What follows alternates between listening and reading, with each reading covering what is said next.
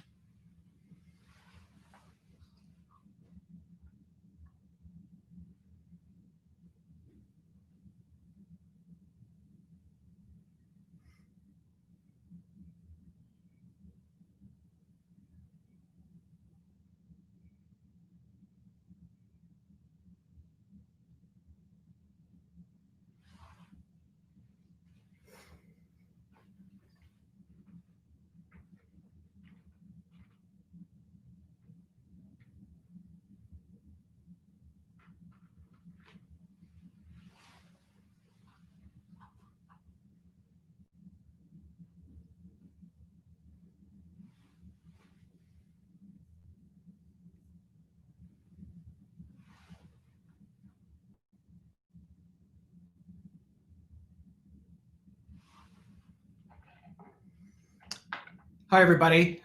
This is Brad Thompson, and I'm going to wait another 30 seconds or so just to make sure we can get everybody in the room with us, and then we'll get started.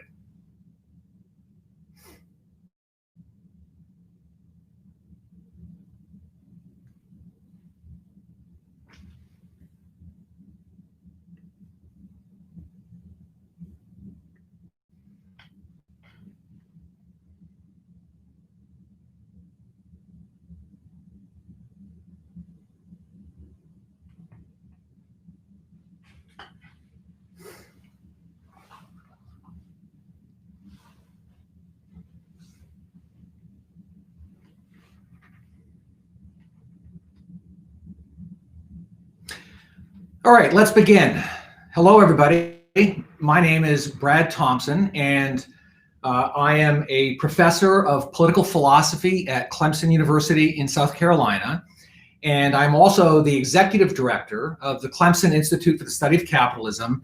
And finally, I am the founder and director of the Lyceum Scholars Program, which is run by the Clemson Institute.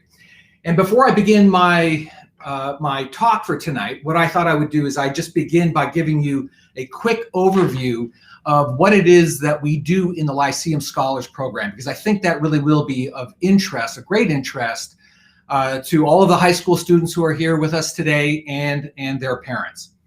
So the Lyceum Scholars Program is a scholarship program. We give 10 to 20 scholarships per year to incoming freshmen, renewable over their 4 years. It's a $10,000 scholarship. And in exchange for the scholarship, we offer our students an academic curriculum. And that academic curriculum involves a great books approach to the study of liberty, capitalism, the American founding, and the principles of moral character. And the kinds of classes that the students take in the Lyceum program include classes like Wisdom of the Ancients, which is a course in ancient Greek and Roman moral thought. They take a course on the American founding. They also take a course on the political theory of capitalism. And then the capstone course is called Wisdom of the Moderns, which is a course in modern moral thought from Shakespeare to Adam Smith and Jane Austen and the Russian novelist Dostoevsky and the American novelist Ayn Rand. So that's the sort of the core of the curriculum. And in addition to these 8 classes, we assign to each one of our students what we call a Socratic tutor. And a Socratic tutor is a faculty member who is associated with the Lyceum program. And the Socratic tutor will meet with his or her tutees every other week for between 45 minutes and an hour and a half, the purpose of which is twofold. The Socratic tutors try to help our students translate theory into practice, by which I mean if a student is in, say, the Wisdom of the Ancients class, and they're reading Aristotle's Nicomachean Ethics, which is a very, very challenging book, even for me, and I've read it many, many times. And so the question is, how does your typical 18-year-old 21st century American student, how do you translate the ideas, the moral principles of this very difficult book into your life here, now, and today? And then the second purpose of the Lyceum Scholars Program is to get our students to start thinking seriously, maybe for the first time in their lives, about questions of moral character and their moral character in particular.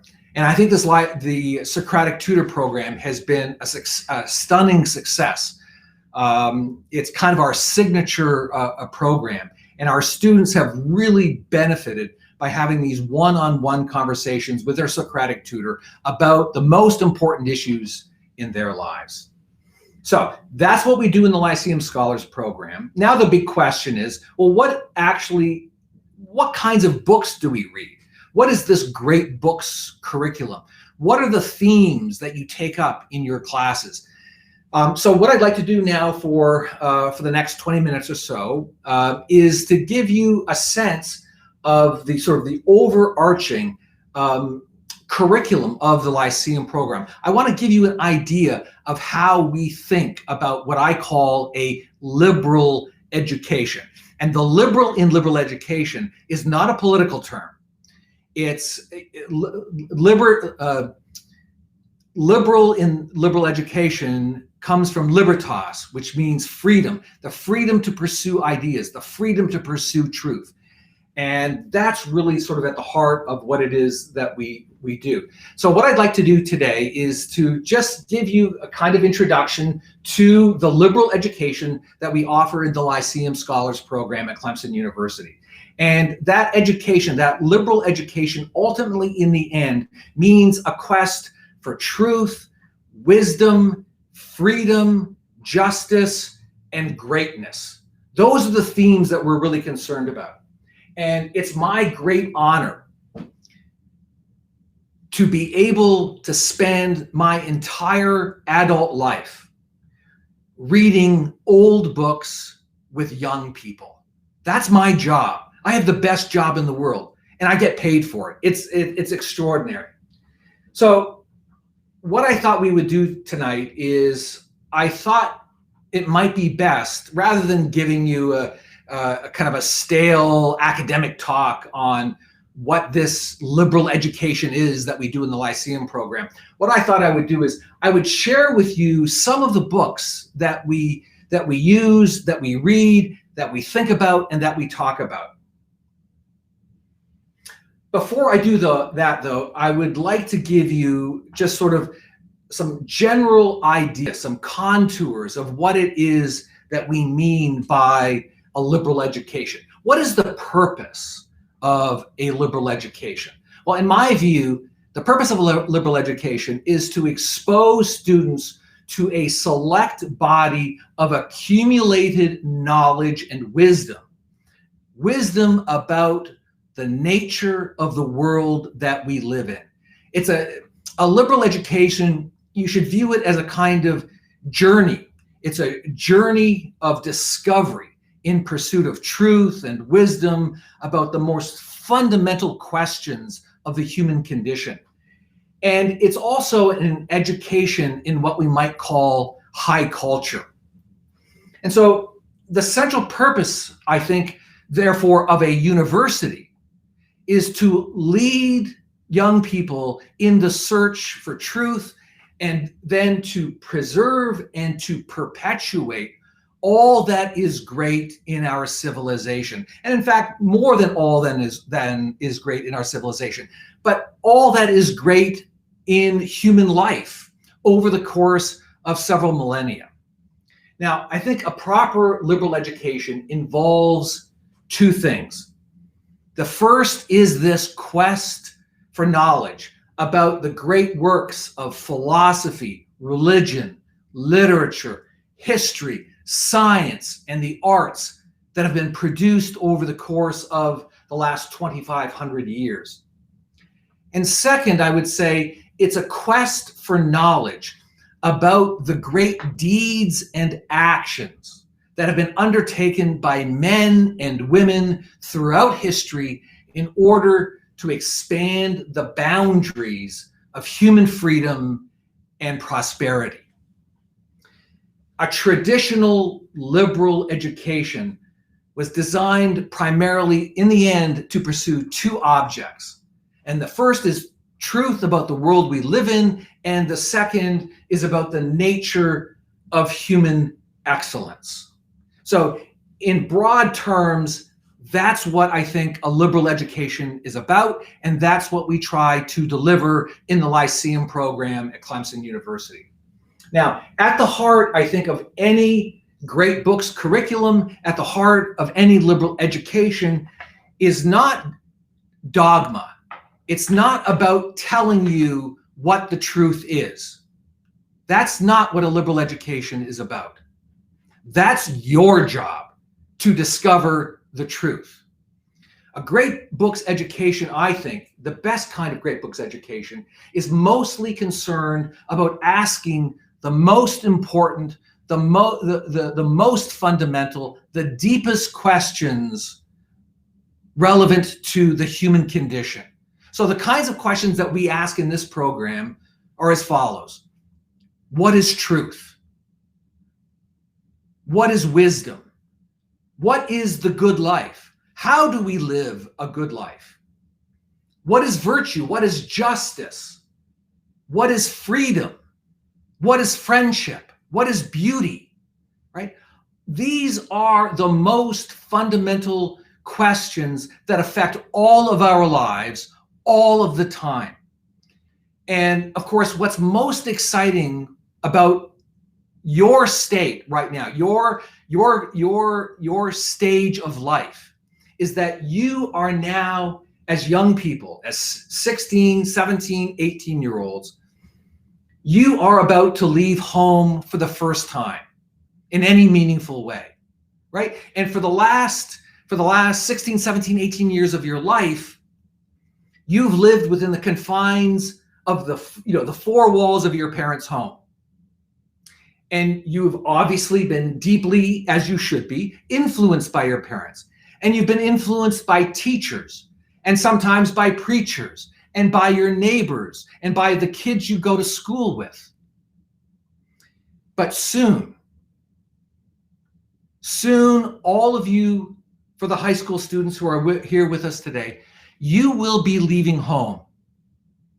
And when you leave home and come to college, all of these questions, which in part have already been answered for you, say by your parents, now that you're on your own, you are going to have to ask and answer these questions afresh for yourselves. This is the most exciting period of your lives, the one that you're about to launch, because now for the first time, independent of your parents, independent of your grandparents, your teachers, your preachers, your siblings, et cetera, you get to think about these most important questions and your answers to them. And now, for the first time, you really get to construct who it is that you want to be going forward. So now is the time in your life where you should be asking the question, who do I want to be? Who is the kind, or what is the kind of person that I want to be in 5 years, 10 years, 20 years? Because now you are at the beginning of the process of building that person. And it's an extraordinarily exciting time in your lives. Now, what are the conditions that make the answers to these questions, or even to the asking of these questions, possible? What is the necessary precondition that you must have in order to think about these questions, to read these books, to talk about them with your friends and your professors? What is it, right, that makes truth, wisdom, goodness, virtue, justice possible? And there's really only one answer, and that one answer is freedom. Freedom is the necessary precondition for genuine intellectual inquiry and moral action.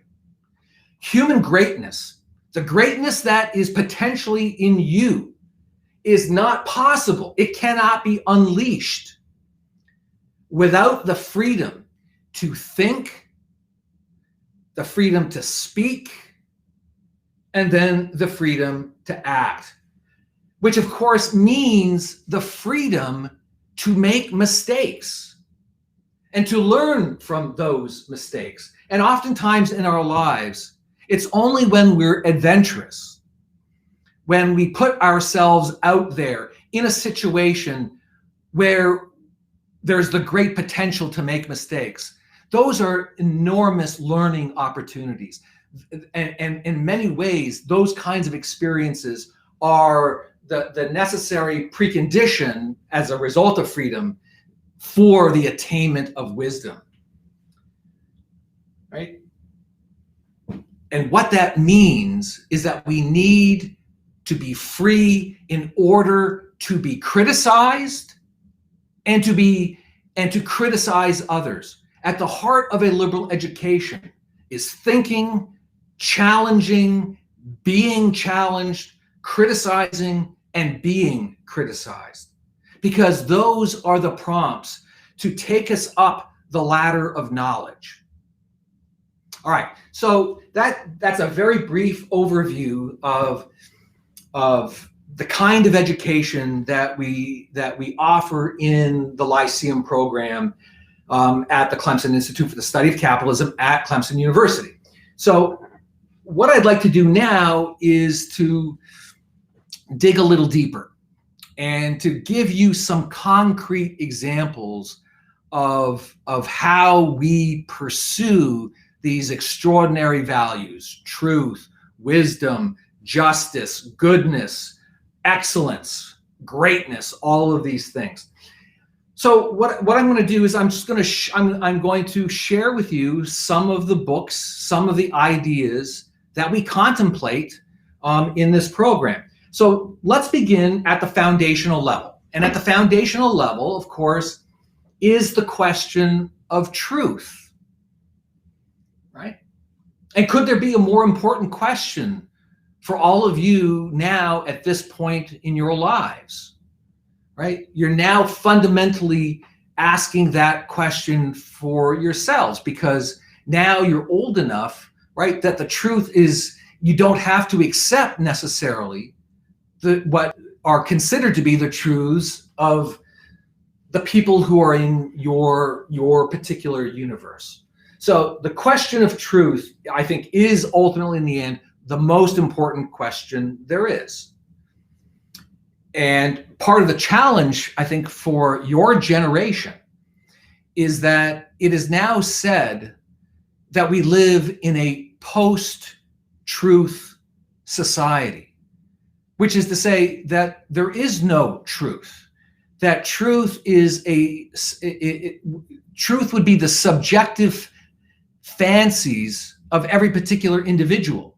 Truth is totally subjective to each and every individual. But in the Lyceum program, we consider the possibility that there is truth with a capital T. That is to say, truth that is absolute, certain, permanent, and universal. So what does that look like? So let me begin with one of the books that our students read in their freshman year, and it's Epictetus's Discourses. Epictetus was a Roman Stoic philosopher in the 1st century AD. And in his essay titled Starting Philosophy, Epictetus raises the question of philosophy and its starting point, right? What is the beginning of philosophy? What is the beginning of the philosophic way of life? And here's what Epictetus says, quote, "Here you have philosophy's starting point. We find that people cannot agree among themselves, and we go in search of the source of their disagreement." Stop right there, right? So all of us in our experience in life, as we go out into the world, we all know, we see, we hear, we experience that different people disagree about almost every issue. So you could say on the one hand that precisely because there is so much disagreement in the world about what is true about subject A, B, or C, that there cannot be truth. Here's what Epictetus answers. He says, quote, "In time we come to scorn and dismiss simple opinion and look for a way to determine if an opinion is right or wrong," right? Because that's ultimately what truth is concerned with, that which is right and wrong. "At least we focus on finding a standard," he says, "that we can invoke, just as the scale was invented to measure weights, and the carpenter's rule devised to distinguish straight from crooked," right? That, he says, is the beginning of philosophy. So the beginning of philosophy, the beginning of the quest for truth, is the recognition that there must be some standard by which we measure right from wrong. Continuing, he writes, the fact that someone holds this or that opinion will not suffice to make it true, any more than we are inclined to trust a person's word in dealing with weights and measures. In both cases, we have developed an objective standard. So is there no standard for our case beyond opinion? Is it only humanity's most important value that we are going to remain vague and subjective? No, there must be, he says, one. So let's, and I'm quoting here, I'm quoting Epictetus. He says, so let's hunt for it. Let's hunt for the standard. Let's commit, he says, to never making a single move without reference to it. I conceive this discovery as the antidote to the madness that results from exclusive reliance upon opinion as the criterion of truth, right? So according to Epictetus, that is the first job in the search for truth, is that you have to find a standard by which you measure that which is right from wrong. And now let's fast forward to the 17th century. So almost 1600 years after Epictetus's writing, and I want to turn to the late 17th century English philosopher, John Locke. And I'm sure some of you at least have probably read from Locke's second treatise of government, which is generally considered to provide the philosophic foundation for the American Revolution. So in his great treatise titled An Essay Concerning Human Understanding, Locke says this about truth, quote, he that would seriously set upon the search for truth ought in the first place to prepare his mind for a love of it. So the pursuit of truth then is preceded by a love for truth. Continuing, he says, there is nobody in the commonwealth of learning who does not profess himself a lover of truth. And to be perfectly honest with all of you, that's what I'm always looking for in my students. I'm looking for those students who are lovers of truth, who want to get at the truth no matter what. All right, now let me give you one more example of the kind of thing that we read in the Lyceum program. So there is a wonderful essay that I would recommend to all of you by a Czech dissident writer from the 1970s, who then eventually became the prime minister of Czechoslovakia. His name was Vaclav Havel. And he wrote an essay called The Power of the Powerless. And he tells this extraordinary story. He tells the story of a greengrocer, a small shopkeeper who's living in communist Czechoslovakia in the 1970s. And this shopkeeper, who was, for all intents and purposes, and I don't mean this as a slight, he was a kind of a nobody. He was just an anonymous man living under the totalitarian government of communism. And every single day, he was required by the communist government to put a sign above his fruit and vegetables in his little grocery. And the sign said, "Workers of the world, unite. You have nothing to lose but your chains." And for years and years and years, this little greengrocer put up the sign. But he didn't put up the sign because he actually believed in the principle of communism. He did it dutifully, mostly because he feared not putting the sign up. He feared being imprisoned by the government for not putting up that sign. And then one day, after years of humiliation, the humiliation of not being able to think for himself, the humiliation for not being to act on his own ideas and principles, one day, the little greengrocer doesn't put the sign up. And of course, this is the turning point in his life. This is the moment when this little green grocer declares his independence from the tyranny of the conformity of thought that had been imposed upon him and all people living under the Soviet bloc. And here's the way that Havel asks us to think about it. He says that we must live in the truth. And I think this is a fundamental principle. I think this is a fundamental element of our human dignity, to live in the truth. So in the Lyceum program at Clemson, we think about what that means, to live in the truth. Because all of us in our lives every day, there are temptations to tell little itsy bitsy white lies. But of course, the problem with telling little itsy bitsy white lies is that over time they accumulate and they're not so little anymore. And one lie begets another lie.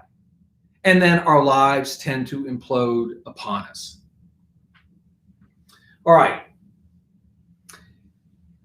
So at the heart of a liberal education is the pursuit of truth. But once you start to acquire truth, then the next goal is to acquire wisdom. And wisdom is a kind of knowledge.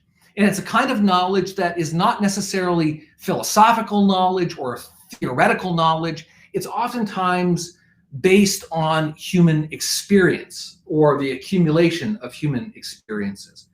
So let me share with you another passage from another one of our favorite authors here in the Lyceum program, and that's the Roman Stoic Seneca.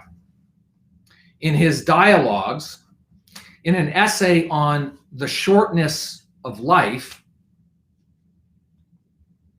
Seneca says this, quote,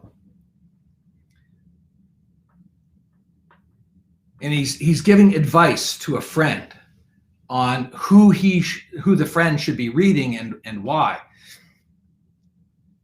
He says, the ones you should read, the ones you should regard as devoting time to the true duties of life are those who wish to have all of their intimate friends every day. Zeno, Pythagoras, Democritus, and the other high priests of good learning, and Aristotle. None of these will be too busy.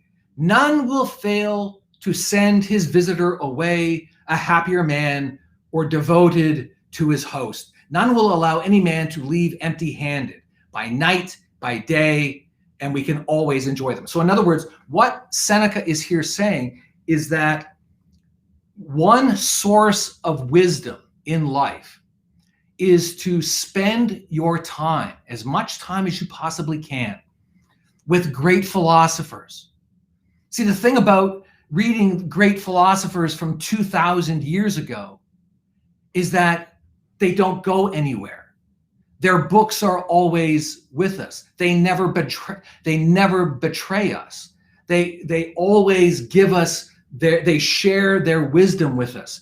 Every single time you pick up a book of Plato or Aristotle or Cicero, Seneca, Epictetus, Plutarch, etc., and open the book, turn the pages and read them, you gain some kind of wisdom. Continuing from Seneca, none of these philosophers will compel you to die, yet all will teach you how to die. None of these will wear out your years, but rather will make you a gift of his own. None will bring your danger by conversation with him. None death by his friendship. None expense by showing him regard. You will take from these whatever you wish. They will not be to blame if you fail to drink down as much as you can draw from the wine bowl.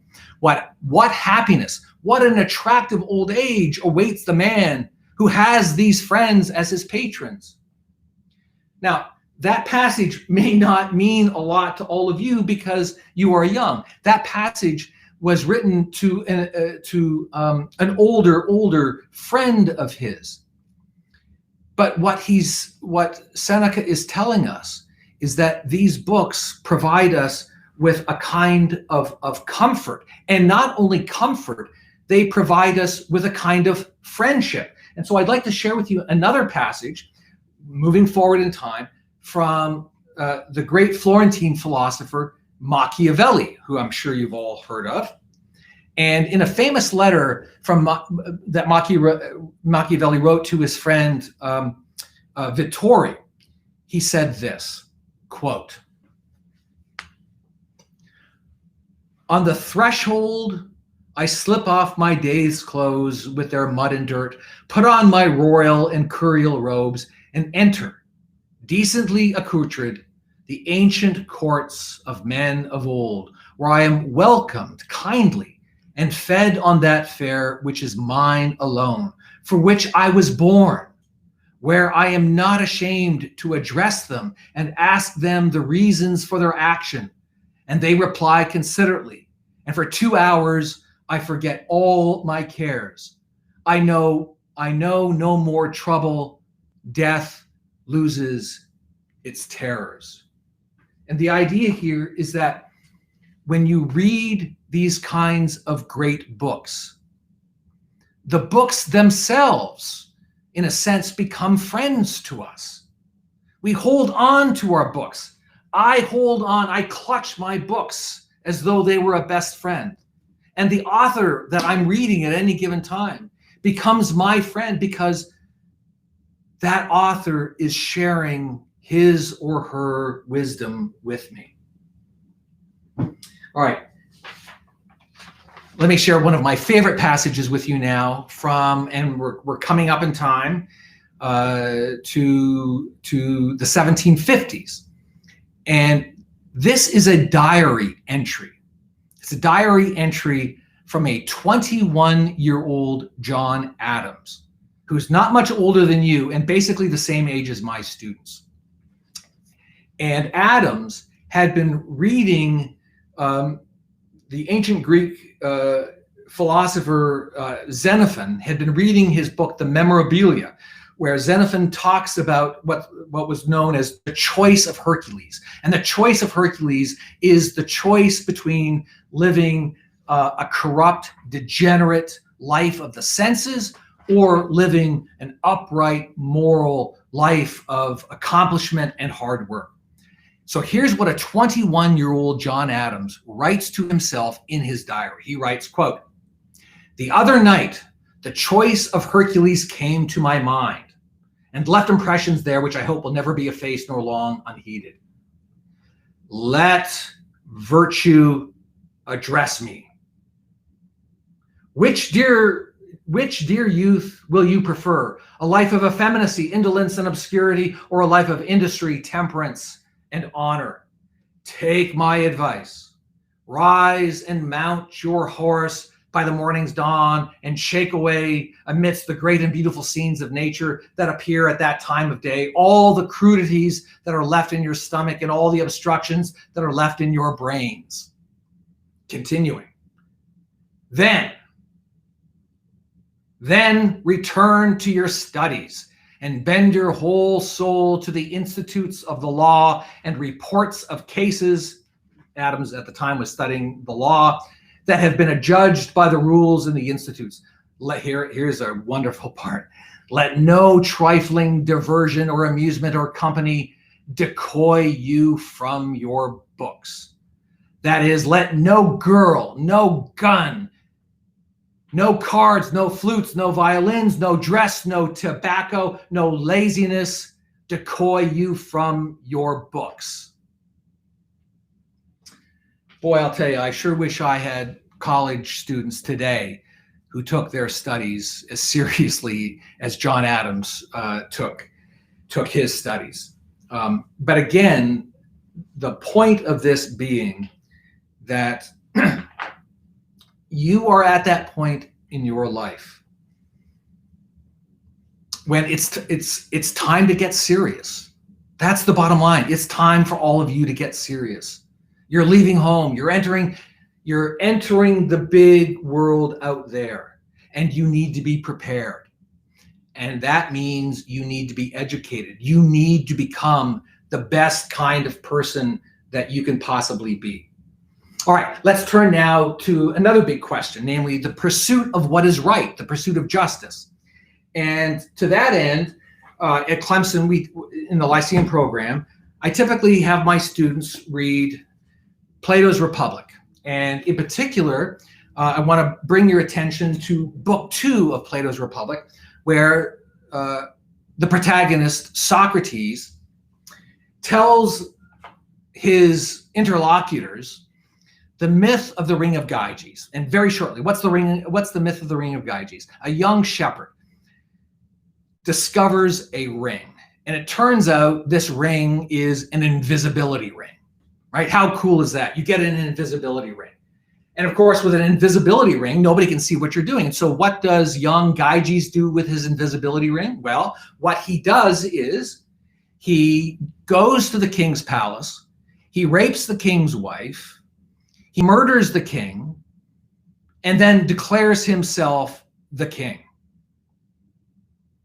Now, this is a really interesting question, and you can make it relevant to your lives, right? If you're given the invisibility ring, what do you do? Is it in your, here's the real question, is it in your self-interest with an invisibility ring to walk into your local bank, go straight into the vault, nobody can see you, steal $20 million, walk out, you're not arrested, and then you move, you buy yourself a French villa in the Caribbean, you buy yourself a Porsche and a 40-foot yacht, and you live the life. The question that we ask in the Lyceum program is this: is it in your self-interest to use the invisibility ring to your financial advantage like this? And of course, a lot of students say, yeah, it's in my self-interest to use the invisibility ring to steal the money. But a few students will say, no, it would not be in my self-interest to use the invisibility ring to steal $20 million, because eventually I have to tell a lie, because one day my mother calls and my mother says, Johnny, how is it that at age 18, you now have a mansion in the Caribbean, a yacht, and a Porsche? And of course, what do? You lie. And then you lie to your girlfriend. And then you lie to your neighbor. And then the next thing you know, you are caught in a web of lies. And eventually that web of lies will destroy you, because it always does. All right, second book to mention. This is Adam Smith's Theory of Moral Sentiments. And in the Theory of Moral Sentiments, Adam Smith asks this, or poses this very interesting hypothetical. He says, let's imagine that there's going to be an earthquake in China. You don't know anybody in China, you've never met anybody in China, but 1 million people are going to die as a result of this earthquake, unless you do one thing. And that one thing is you have to cut off your pinky. And the question is, would you be willing to cut off your pinky in order to save the lives of 1 million people half the way around the world that you've never met and will never meet? And like the issue with the ring of Gyges, this question actually concerns ultimately the question of self-interest, right? Presumably, the idea being is that it's not in your self-interest to cut off your pinky, and so you don't. And Adam Smith seems to want to condemn somebody who would not be willing to cut off their pinky in order to save the lives of 1 million people in a faraway land. But what if we change the scenario, right? What if we said, in order to save 1 million people, you have to cut off a leg? Would you be willing to do it? You know, and whenever I ask that question to my students, when they're asked to cut off the pinky, almost everybody puts their hand up. When they're asked to cut off their leg, about 50% of the hands go down.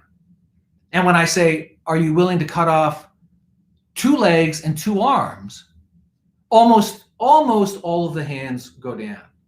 A few will stay up. And then I ask this last question.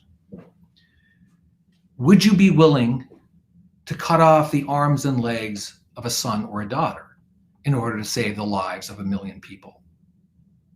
Now, I'm not in any way suggesting that there's a right or a wrong answer, but we use these hypothetical examples from these great texts, right, to address these questions. And really, in the end, the question is this. It's what is self-interest and what is honor? And the last way we think about it in the Lyceum program is we read Cicero's great treatise on obligations. And Cicero in On Obligations tells the story of Regulus. Regulus was a general, a Roman general in the First Punic War. He was captured by the Carthaginians, tortured, but then released on the condition that he go back to Rome, go to the Senate, and argue for the release of 10 Carthaginian prisoners. So Regulus goes back, he goes to the Senate, and obviously it would be in his self-interest to argue for the release of these 10 prisoners, because if he does, the Carthaginians said he'd be allowed to stay in Rome. So what does he do? He actually argues against the release of the Carthaginian prisoners. Why? Because they are young, he is old, they are 10, he is 1. And because of his love and devotion to Rome, he wouldn't do it. Now, he's there, so now he has to go back. And all of his family, his friends, his countrymen are all begging him to stay. And so what's in his self-interest now? Who's going to force him to go back to Carthage, where he'll be tortured to death? Well, there's nothing forcing him to go back to Carthage. He can stay with his wife and his children and his friends. But what does Regulus do? Regulus returns to Carthage, where he was subsequently imprisoned and tortured to death. Why did he do it? Because, as Regulus said, it was in his self-interest to do it. Because of his honor. The single most important possession of Regulus's life was his honor, and he would not sacrifice his honor. Now, that example, for my students at least, is mind-blowing. It's truly mind-blowing. They can't wrap their heads around it. And that's exactly what we're trying to achieve with our students, to confront them with these profound moral dilemmas, the kinds of moral dilemmas that all of you at some point in your lives, probably in the relatively near future, are going to experience. All right, let me try to bring this to a close.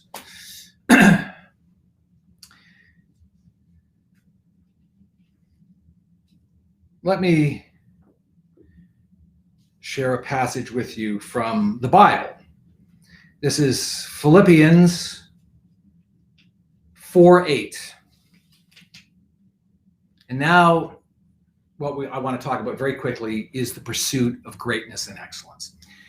Philippians 4:8. Finally, brethren, whatever things are true, whatsoever things are honest, whatsoever things are just, whatsoever things are pure, whatsoever things are lovely, whatsoever things are of good report, if there be any virtue, and if there be any praise, think on these things. And I think that is a sort of a beautiful summary of what it is that we do here in our program. We pursue human excellence. We pursue the high points of human life in the realms of philosophy, literature, history, science, and politics. Those are the kinds of things that we pursue. So I'm running short on time, so I'm going to try and wrap this up now in a few minutes.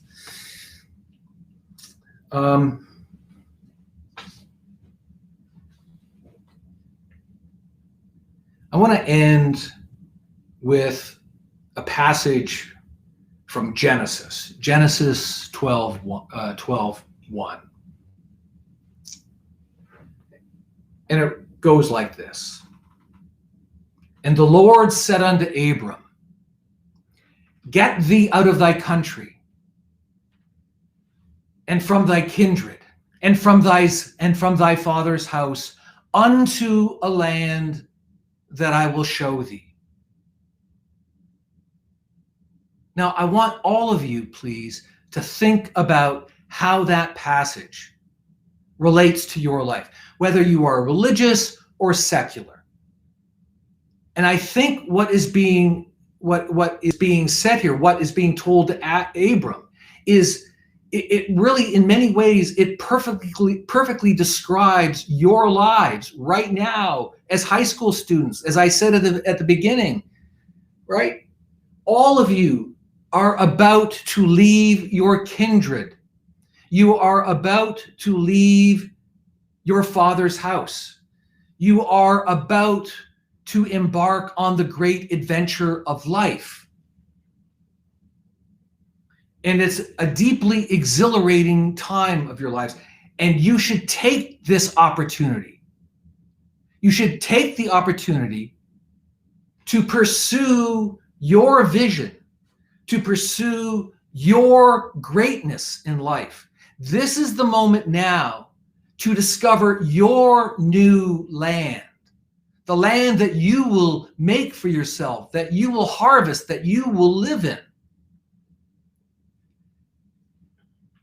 But let me also tell you this. I think it's critically important for all of you to follow, as you go forward out into the world, please follow these two simple moral rules. The first is live without lies. Live without lies. And the second is do the right thing. Do the right thing.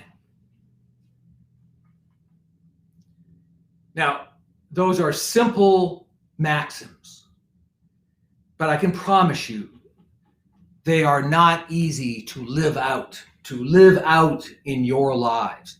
But if you commit yourself to those simple maxims, you will go through all kinds of strains and struggles in your lives, to be sure. But if you stay true to those two maxims, I promise you, they will be like a compass, a moral compass to you, to guide you through the deserts and forests and stormy seas of life. So let me leave you with this last thought. This is your time. Seize the moment, right? This is your opportunity to go on the pursuit of greatness and to live in the truth. All right, folks, thank you for being very patient as I went on for a very long time there. We have some time left, and I would love to, I actually, to be honest, I'd like to be able to ask all of you questions, because that's how we teach here. We teach using the Socratic method. But I'm happy to take questions from all of you right now. All right, so I see one question in the chat that Matthew Adams asked, which is, what is the theme of the power of the powerless? Vaclav Havel's essay. And I think it's a dual theme. And it's really the sort of the dual theme of what I've been talking about tonight. And that is, freedom is necessary to live in the truth. But sometimes it requires more than freedom. It requires courage. And in many ways, courage, the courage to confront who and what you are, the courage to confront people who who are challenging you in life, and the power, the courage to stand up to government is I think the theme of this essay. So freedom, truth, courage. There it is in 3 words.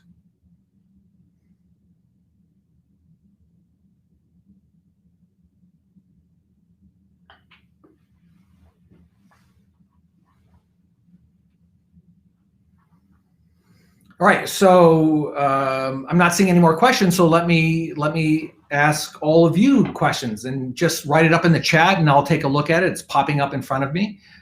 What kind of education do you want when you go to college?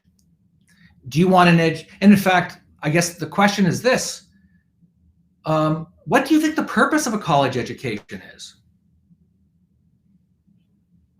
All right, so I see Boyce Crocker has asked this question. What degree does the Lyceum program at Clemson offer? So the Lyceum curriculum, there are a total of 8 classes in the Lyceum curriculum. 6 of them are in the political science department and 2 of them are in the honors college. And so every student who is in the Lyceum program will, if they complete the program, they will get at the very least a minor in political science. The minor is in legal and political theory. But most of our students, though, or many of our students, I should say, tend to be political science majors anyway, and they specialize in political philosophy.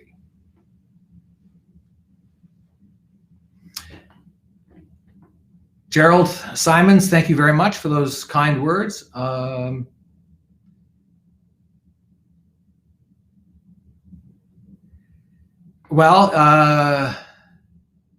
Tatiana Manson asks, will we be getting a chance to do like friendly debates on some of these questions you mentioned in the future? Well, I don't know what NSHSS will do in the future. But I can tell you, if you come to Clemson in the Lyceum program, I promise you, you will be having these kinds of conversations and debates every single day that you're here for 4 years.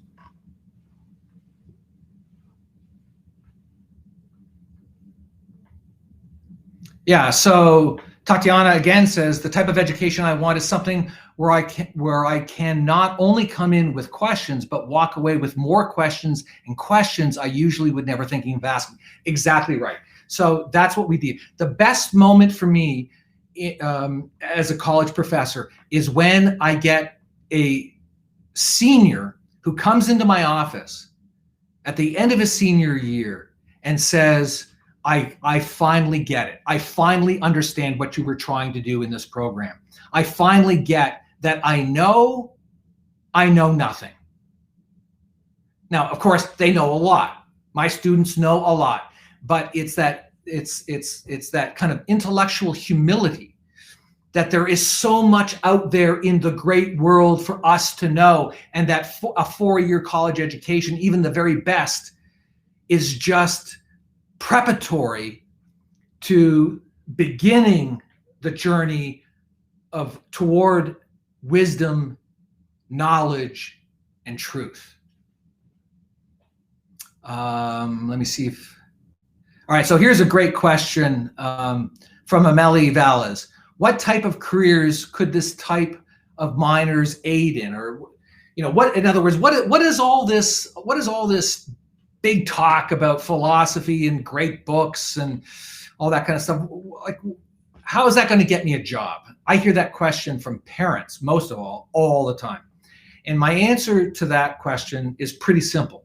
And it's this.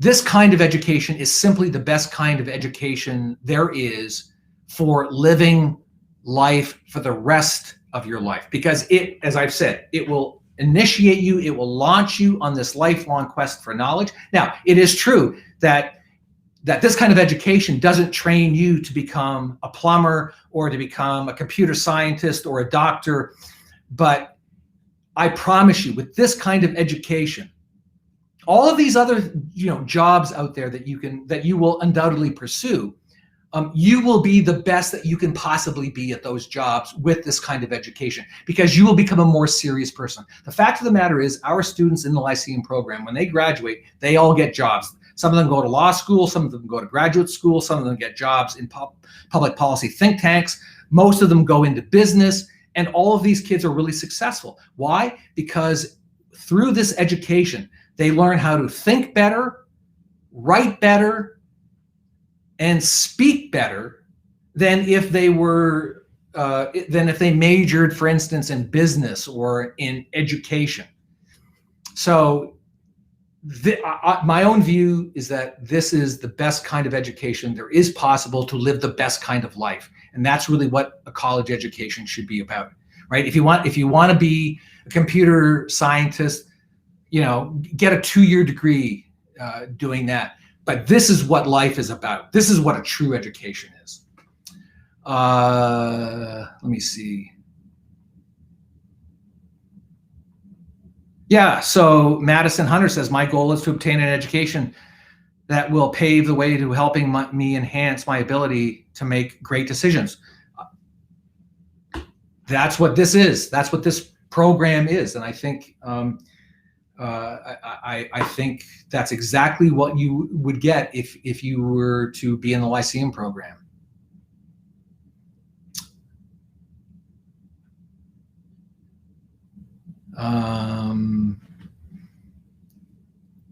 Okay, so now I'm being asked a tough question by Rayan. I apologize if I'm mispronouncing your name. Rayan Gimeyer. What does morality have to do with truth? Is one's own moral character determined only by personal truths, or is there more to truth from what is around them and accepted by society? Well, that's a great question, and it's a really hard question. It would take me probably 5 hours to answer that question, and I've got 2 minutes left. So what does morality have to do with truth? Well, morality is about how you live your life. And as you, I'm sure, know in your life, there are all kinds of decisions and actions that you can take in your life that are life-destroying on the one hand and life-enhancing on the other hand. Because the ultimate standard, say for Epictetus, is nature. Nature is the standard, and man is a being with a certain identity. And there are certain kinds of ideas and actions which benefit human life. And there are certain kinds of ideas and actions that hurt human life. And so the question is, right, as Epictetus said, what is that standard? How do you identify that standard? And then how do you apply that standard to your life? And one of the things that we're very big on in the Lyceum program is, lots of kids can read philosophy books and they can think in abstract terms, and then in their personal lives, they turn out to be moral reprobates, right? The question is, how do you translate theory into practice? How do you discover what is true, morally speaking, and then how do you apply it to your life? And I can just tell you, as we're ending now in the last minute, I can tell you that in my experience in life, it has been crucially important to me that I stay true to my principles that I do regard to be, in the end, fundamentally true and life-enhancing. And the virtue that helps us to connect theory and practice is the virtue of integrity. I want all of you to think long and hard about what integrity means to you. I want you to think about what it is, and then I want you to think about how you implement it in your lives.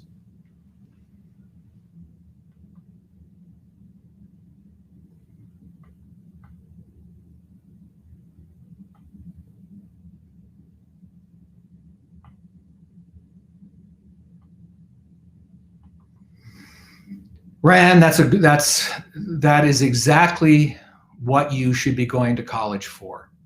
That's exactly right. You should.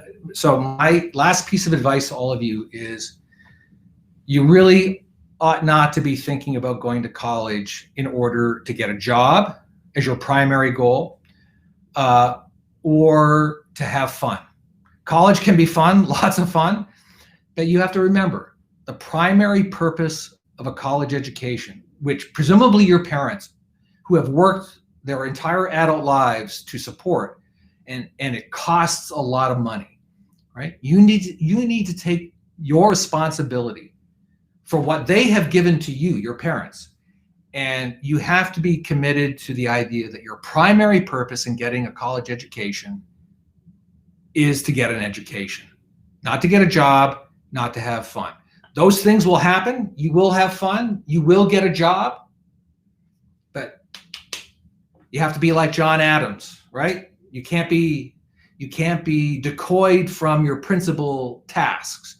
You have to keep your nose in the books.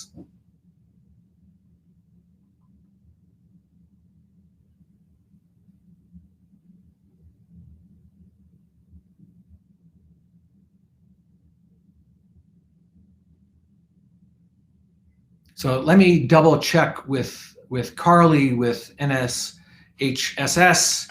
Are we done at 9, or does this go on?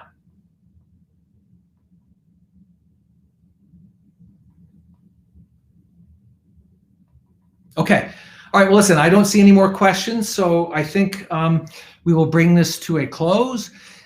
Many thanks to all of you for joining me tonight for this talk about liberal education and the Lyceum program at Clemson University. For those of you who are interested, I hope you will consider applying. Information has been, Carly and the NSHSS have provided links to the program, and I think we will be sending out emails tomorrow to everybody. So again, thank you very much. I've enjoyed this quite a bit, and I want to wish all of you the best of luck and success in your future endeavors. All right, thanks everybody. Cheers.